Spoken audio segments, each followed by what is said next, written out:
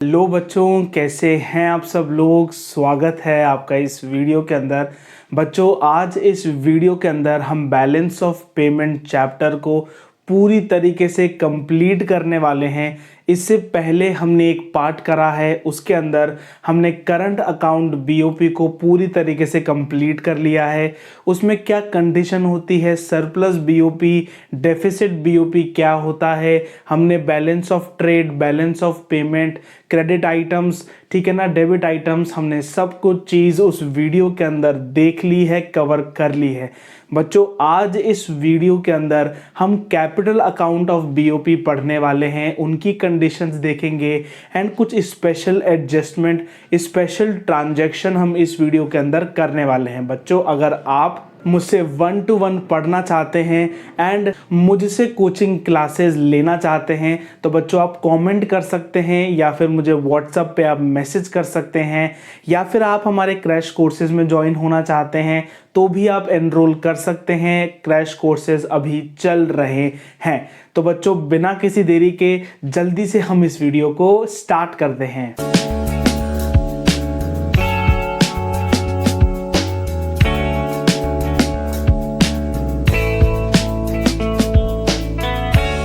आज इस वीडियो में हम देखते हैं कि जो कैपिटल अकाउंट बीओपी है उसके अंदर क्या क्या कंपोनेंट्स आते हैं। बच्चों, कैपिटल अकाउंट में वो सारे ट्रांजैक्शंस रिकॉर्ड किए जाएंगे जिससे एसेट्स एंड लायबिलिटी का स्टेटस या तो बढ़ता है या तो घटता है। ठीक है बच्चों, हम वो सारे ट्रांजैक्शंस रिकॉर्ड करेंगे जिससे एसेट्स एंड लायबिलिटी इफेक्ट होती हैं।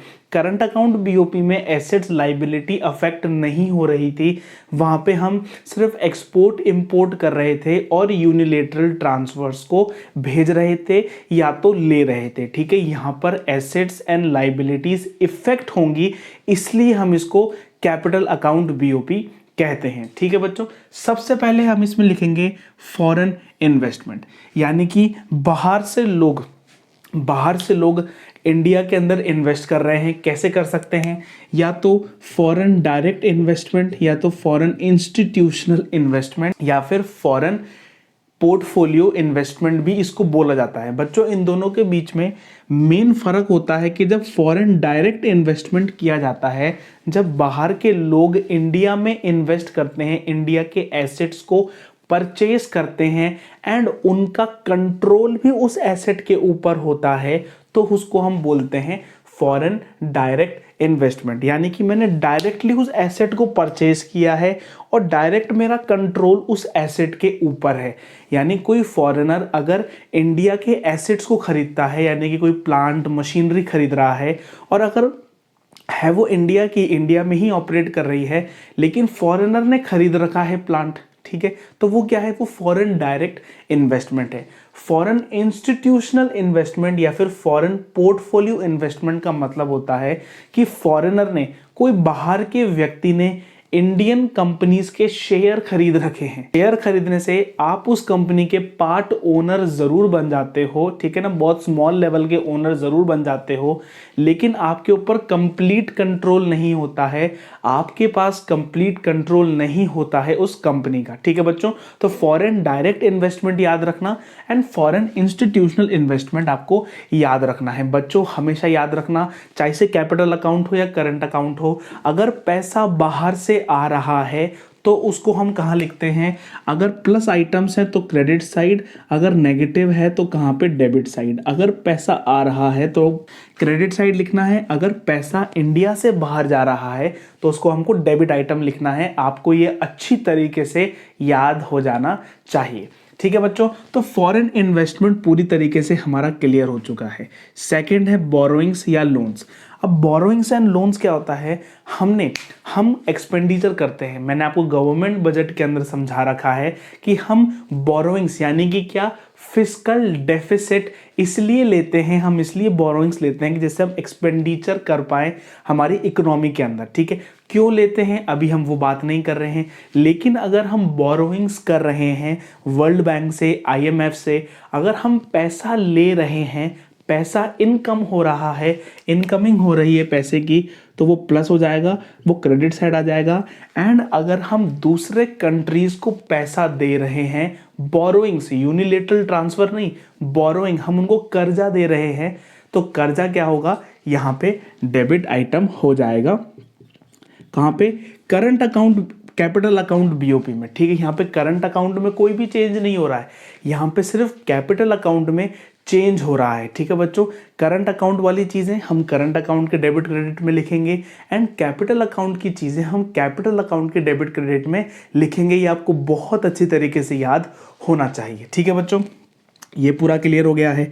थर्ड है चेंज इन फॉरेक्स रिजर्व्स। बच्चों मैं आपका फुल अटेंशन चाहता हूं इस वाले पॉइंट पे। देखो बच्चों, जो कंट्री का रिजर्व बैंक ऑफ इंडिया है, सेंट्रल बैंक है, वो अपने पास कुछ एसेट्स रखता है, कुछ फाइनेंशियल्स एसेट अपने पास रखता है ना, in form of foreign currency, कुछ है ना, वो हर कंट्री की करेंसी अपने पास रखता है, गोल्ड रिजर्व्स रखता है, ठीक है।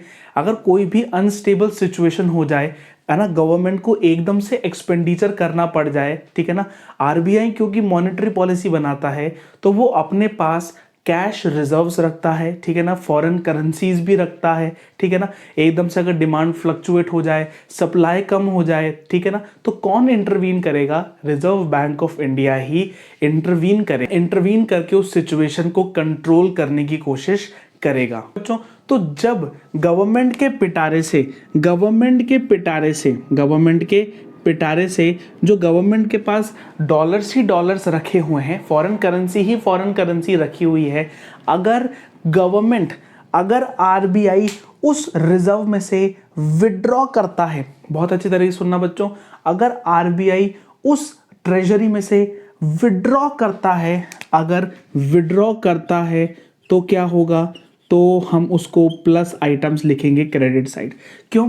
क्योंकि अगर आरबीआई ने विड्रॉ किया है तो कंट्री में पैसा आ रहा है। बच्चों याद रखना, अगर आरबीआई ने विड्रॉ किया है पैसे को, तो कंट्री के अंदर उस विड्रॉल के कारण कंट्री के अंदर पैसा आ रहा है, ठीक है ना। कहां से आ रहा है, रिजर्व बैंक ऑफ इंडिया के सेविंग से आ रहा है, ठीक है ना। उन्होंने रिजर्व्स बना के रख रखे थे, तो रिजर्व से पैसा आ रहा है, विड्रॉल में पैसा आ रहा है, इसलिए क्रेडिट साइड। एंड जब डिपॉजिट होगा, जब आरबीआई वापस पैसा डिपॉजिट करेगा अपने इस रिजर्व के अंदर, तो वो क्या हो जाएगा, वो माइनस आइटम शो हो जाएगा डेबिट अकाउंट में, ठीक है बच्चों। इतना क्लियर हो गया है, बहुत अच्छी तरीके से आप देख लो, थोड़ा सा रिवाइंड करके आप देख लो, जिससे आपको पूरी तरीके से ये क्लियर हो जाए। अब बच्चों क्या होता है, इनमें कंडीशंस होती हैं। क्या होता है कि सबसे पहले होता है इक्विलिब्रियम, ठीक है, इक्विलिब्रियम बीओपी। अब इक्विलिब्रियम बीओपी क्या होता है, बैलेंस ऑफ पेमेंट। यहाँ पे क्या होता है, यहाँ पे जो भी करंट अकाउंट का बैलेंस है, जो भी करंट अकाउंट बीओपी का बैलेंस है, प्लस जो भी कैपिटल अकाउंट बीओपी का बैलेंस है, ठीक है, और प्लस जो भी एरर्स हो जाते हैं, ओमिशन हो जाते हैं, कुछ भी है ना, प्लस माइनस आइटम्स रहते हैं, जो एरर्स हैं, हमसे गलती हो गई, ठीक है, कुछ भूल चूक हो गई, ठीक है, तो उसको भी हम प्लस कर देते हैं, ठीक है, एरर्स को भी हम प्लस कर देते हैं, तो उसका जो बैलेंस आता है वो जीरो आता है। बच्चों ये अकाउंटिंग पॉइंट ऑफ व्यू से मैं आपको बता रहा हूँ। देखो बच्चों, बहुत अच्छे तरीके से मैं आपको समझाता हूँ कि इसका जो इक्विलिब्रियम है वो जीरो कैसे आता है। बच्चों बहुत अच्छी तरीके से ध्यान देना। देखो ये तो हो गया कैपिटल अकाउंट और ये हो गया करंट अकाउंट, ठीक है। यहाँ पर कुछ भी आइटम्स आए, यहाँ पे बैलेंस बच गया, ठीक है, यहाँ पे बैलेंस बच गया, और जब हमने करंट अकाउंट का बनाया तब वो बैलेंस यहाँ बच गया, ठीक है। अब हमने जब इन बैलेंसेस को जोड़ा, तब एक तो था पॉजिटिव, एक था नेगेटिव। तो जब पॉजिटिव नेगेटिव को हमने जोड़ा तो आंसर क्या आ गया, जीरो आ गया। अगर आंसर जीरो आ गया, बच्चों याद रखना, अगर आंसर जीरो आ गया तो इसका मतलब है कि जो बीओपी है वो इक्विलिब्रियम में है, बैलेंस ऑफ पेमेंट बहुत अच्छी कंडीशन में है। लेकिन यहाँ पे क्या हो सकता है, यहाँ पे जीरो से बड़ा भी आ सकता है, जीरो से बड़ा यानी कि पॉजिटिव भी आ सकता है एंड नेगेटिव भी आ सकता है। जल्दी से मैं इस चीज को इरेज कर देता हूं। तो अगर बच्चों बैलेंस ऑफ पेमेंट अकाउंट का, बैलेंस ऑफ पेमेंट का जो बैलेंस आ रहा है, अगर वो पॉजिटिव आ रहा है तो हम उसको लिख देंगे सरप्लस, ठीक है। अगर वो नेगेटिव आ रहा है तो उसको क्या लिख देंगे, डेफिसिट हम यहाँ पे लिख देंगे, ठीक है बच्चों। इतना आपको याद हो रहा है? अगर इतना याद हो गया है तो देखो आगे, अगर सरप्लस है इसका मतलब जो बैलेंस आ रहा है वो पॉजिटिव आ रहा है, ठीक है। पॉजिटिव आ रहा है इसका मतलब हमारे पास ज़्यादा एक्सपोर्ट्स हो रहे हैं एंड इंपोर्ट्स हमारे कम हो रहे हैं, ठीक है। यानी कि ज़्यादा प्लस आइटम्स हैं, कम डेबिट आइटम्स हैं, ठीक है बच्चों। यानी कि पॉजिटिव हमारा बैलेंस ऑफ पेमेंट हो रहा है, ज़्यादा पैसा आ रहा है, सरप्लस मनी कंट्री में आ रही है। एंड जब सरप्लस मनी कंट्री में आ रही है तो उस सरप्लस मनी को जो कंट्री है वो कहाँ पे भेजेगी, उसको गवर्नमेंट रिजर्व्स के अंदर भेज देगी। तो यहाँ पे क्या होगा, यहाँ पे जो फॉरेक्स रिजर्व्स है, फॉरेक्स रिजर्व्स है वो क्या हो जाएंगे, वो इंक्रीज हो जाएंगे, ठीक है बच्चों। ये आपको याद रहता है। जब आपको पॉकेट मनी मिलती है एंड पॉकेट मनी में से आपके कुछ पैसे बच जाते हैं तो हम कहाँ पे रखते हैं, हम उसको हमारे पिगी बैंक के अंदर स्टोर कर देते हैं, हमारे बैंक अकाउंट के अंदर हम उसको स्टोर कर देते हैं, हमारे पर्स के अंदर हम उसको स्टोर कर देते हैं।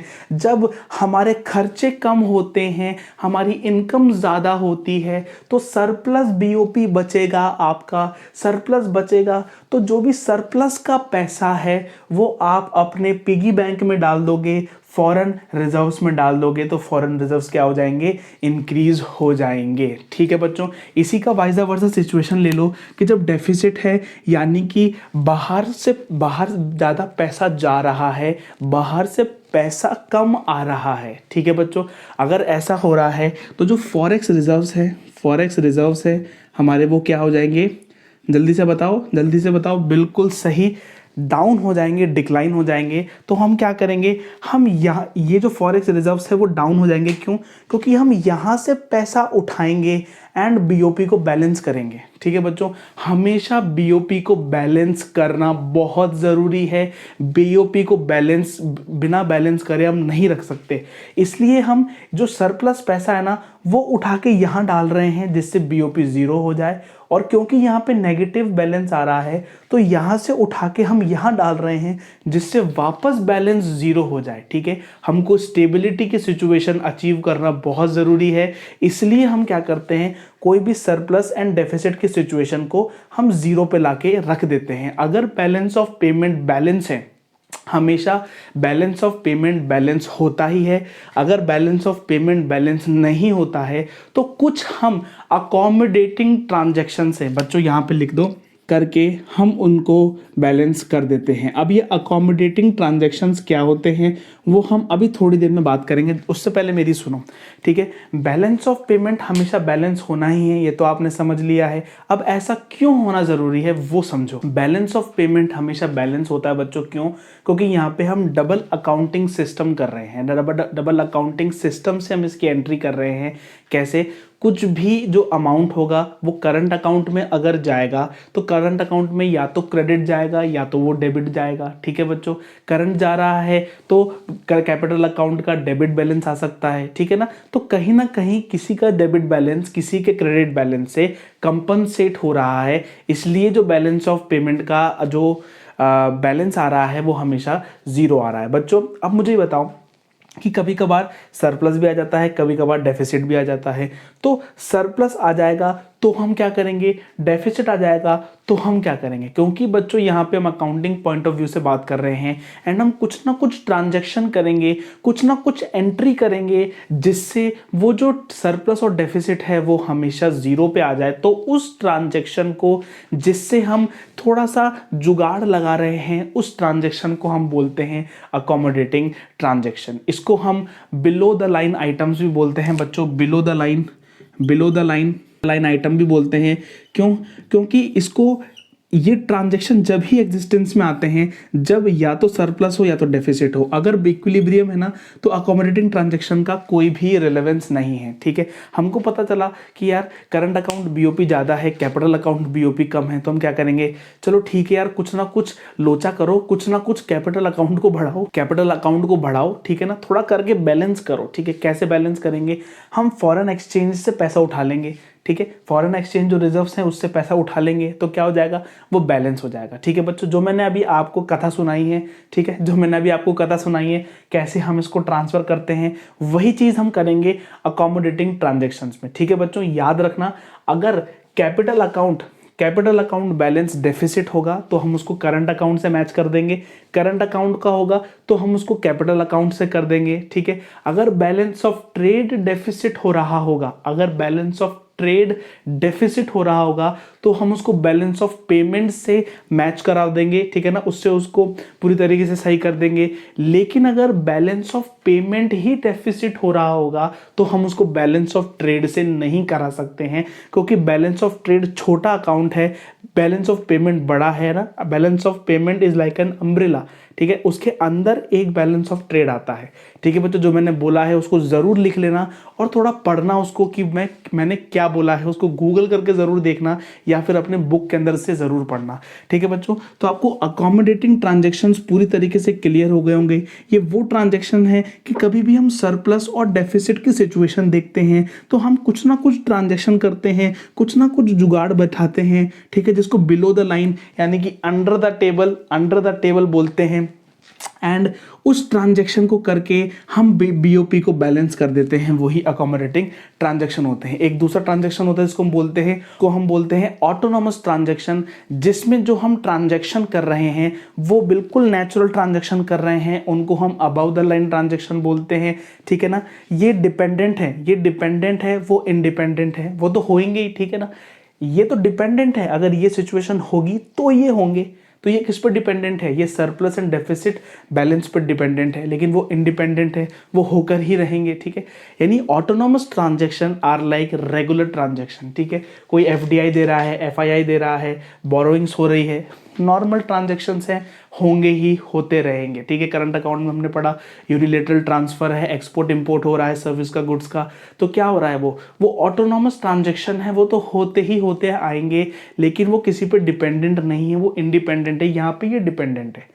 ठीक है बच्चों, तो ये तो आपको पूरी तरीके से समझ में आ गया होगा। मैं होप करता हूं कि आपको जो ये कंडीशन है ना बच्चों, ये बहुत अच्छी तरीके से समझ में आ गई होगी। अगर नहीं आई है तो रिवाइंड करके जरूर देखना, अपनी बुक को एक बार खोल के पढ़ लो बच्चों, बहुत ही इजी चैप्टर है, बहुत आसानी से आपका कंप्लीट हो जाएगा। तो बच्चों मिलते हैं हम नेक्स्ट वीडियो के अंदर। लाइक शेयर सब्सक्राइब करे बिना नहीं जाना है, कमेंट करके अपने डाउट्स को पूछने हैं, कमेंट करना है, शेयर करना है अपने फ्रेंड्स तक। एंड मिलते हैं हम नेक्स्ट वीडियो के अंदर। Till then goodbye, take care, thank you बच्चों।